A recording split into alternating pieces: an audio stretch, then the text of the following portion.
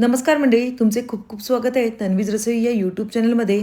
तर आज आपण कुकरमध्ये अशा प्रकारे ग्लासामध्ये कोथिंबीर ठेवून झटपट आणि तसेच कुकरच्या 3 शिट्यांमध्ये होणारी कोथिंबीर वडीची रेसिपी बघणार आहोत. त्यामुळे ही रेसिपी कशी असेल हे बघण्यासाठी व्हिडिओ कुठेही स्किप न करता शेवटपर्यंत नक्कीच बघा. कोथिंबीर वडी बनवण्यासाठी सगळ्यात पहिले कोथिंबीर मी हे व्यवस्थित स्वच्छ अशी निवडून घेतलेली. तसेच कोथिंबीर घेताना आपल्याला जी कोवळी देठ आहेत तीच घ्यायची आहेत, कारण की काय ज्यावेळेस आपण थोडेसे जाडसर कोथिंबीरचे दांडे घेतो ना त्यावेळेला आपल्याला कोथिंबीर वडी कापताना थोडा प्रॉब्लेम येतो. म्हणजेच काय आहे, त्याच्या शेरा आहेत त्या निघाल्या जातात.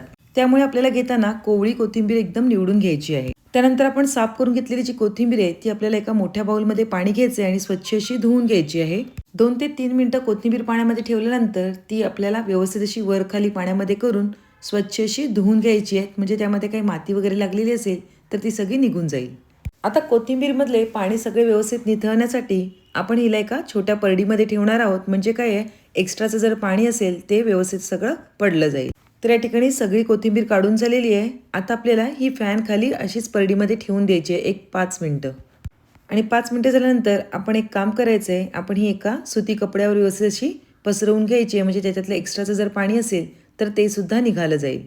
पण आज मी तुम्हाला जी कोथिंबीर वडीची रेसिपी सांगणार आहे ना त्यामध्ये आपल्याला कोथिंबीरमध्ये पाणी जास्त असेल कमी असेल तरी चालणार आहे.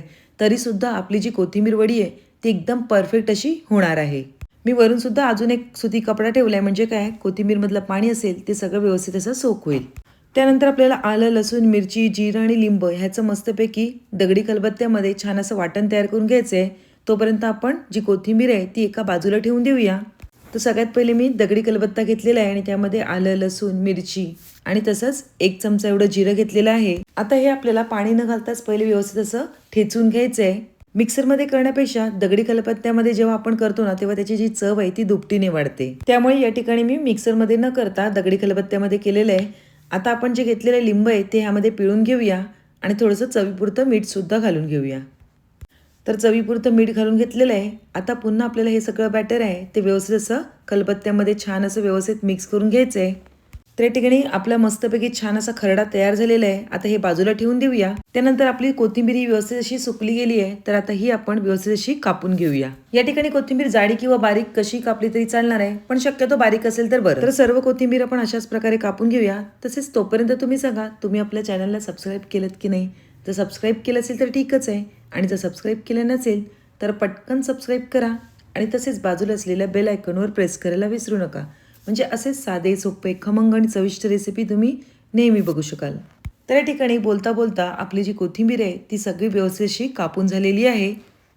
तर त्यानंतर पुढे काय करायचं ते बघून घेऊया. श्रावणामध्ये कोथिंबीर वडी, अळूवडी खायची जी मजा असते ना ती काही वेगळीच असते. आता ही कोथिंबीर आपण मोजून बघूया किती झालेली आहे ती. कपामध्ये दाबून भरून बघितली तर सगळ्यात पहिले आपला 1 कप असा व्यवस्थित असा भरलेला आहे. पुन्हा आपण दुसऱ्या वेळेला सुद्धा कोथिंबीरीचा कप व्यवस्थित दाबून घेतलेला आहे. तर 2 कप येथे झालेले आहेत आणि थोडीशी जी राही म्हणजे जवळपास 2.5 कप येथे आपली कोथिंबीर चिरून झालेली आहे. त्यानंतर यावर 1 कप एवढं बेसन घालून घ्यायचं आहे आणि तसेच 2 चमचे एवढं तांदळाचं पीठ घालायचं आहे. तांदळाच्या पिठामुळे आपली जी कोथिंबीर वडी आहे ती मस्तपैकी क्रिस्पी आणि कुरकुरीत होणार आहे. 1 छोटा चमचा भरून एवढी हळद घालून घ्यायची आहे आणि तसेच थोडा अर्धा चमचा एवढा हिंग घातलेला आहे. ओवा, बेसन असल्यामुळे आपण थोडासा ओवा घेतलाय, तो थोडासा हातावर चुरून घेतलेला आहे. आपण ऑलरेडी यामध्ये ठेचा घेणार आहोत त्यामुळे तिखट तुम्ही तुमच्या आवडीनुसार घालू शकता. तसेच गरम मसाला 2 चमचे भरून होतील एवढे तीळ घातलेले आहेत आणि आता आपण तयार करून घेतलेला जो खरडा आहे तो यामध्ये घालून घ्यायचा आहे. आता या ठिकाणी खरडा घालून झालेला आहे. तसेच यामध्ये आपल्याला 1 पई एवढं तेल घालून घ्यायचं आहे आणि आता सगळ्यात पहिले आपल्याला हे सुके जिन्नस आहेत तेच आपल्याला व्यवस्थित असे मिक्स करून घ्यायचे आहेत. त्यामुळे आपल्याला पुढे आपण किती पाणी घालू याचा अंदाज येईल. त्यामुळे आपल्याला हे सुके जे जिन्नस आहेत तेच व्यवस्थित असे मिक्स करून घ्यायचे आहेत. आता यानंतर सुके जिन्नस व्यवस्थित मिक्स झाल्यानंतर आपल्याला थोडंसं पाणी घ्यायचं आहे. आपल्या खलबत्त्याला जो मिरचीचा ठेचा लागलेला त्यामध्येच मी थोडं पाणी घेतलेलं आहे आणि आता तेच पाणी पहिले घेऊन आपल्याला हे सगळं व्यवस्थित असं मळून घ्यायचं आहे. म्हणजेच काय, मिक्स करून घ्यायचं आहे. कधी कधी काय होतं, कोथिंबीर वडीमध्ये चुकून थोडंसं पाणी जास्त होतं तर आपण त्यामध्ये काय करतो, कधीतरी बेसन घेतो किंवा तांदळाचं पीठ घेतो.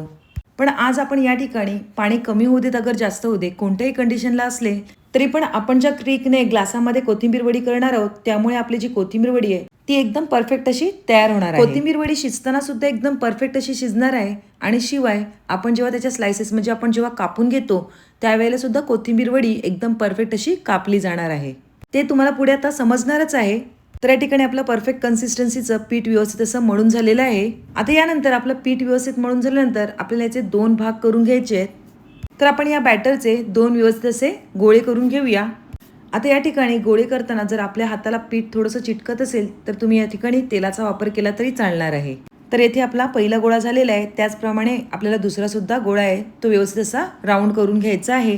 आता मी यावर थोडंसं तेल घालून घेतलेलं आहे, म्हणजे काय ते जे पीठ आहे ते एकदम व्यवस्थित ह्या वड्यांना सेट होईल. एकंदरीत काय आपण जेव्हा हे ग्लासामध्ये घालू तेव्हा हे एक बॅटर एकदम परफेक्ट असं निघालं सुद्धा जाईल आणि एकदम व्यवस्थित आपल्या वड्या सुद्धा सेट होतील. तसंच तुम्ही बघितलं ना, आपण भरपूर सारी कोथिंबीर घेतलेली आहे आणि बेसन 1 कप एवढंच घेतलेलं आहे, तरी सुद्धा आपले जे बॅटर आहे ते एकदम व्यवस्थित असं झालेलं आहे. आणि तुम्ही पुढे बघालच आपल्या कोथिंबीर वड्या सुद्धा एकदम सुबक आणि छान झालेल्या आहेत. त्यानंतर ग्लासाला सगळीकडून व्यवस्थित तेल लावून घ्यायचं आहे, म्हणजे आपली जी वडी आहे म्हणजेच कोथिंबीर वडी आहे ती निघताना एकदम व्यवस्थित अशी निघाली जाईल.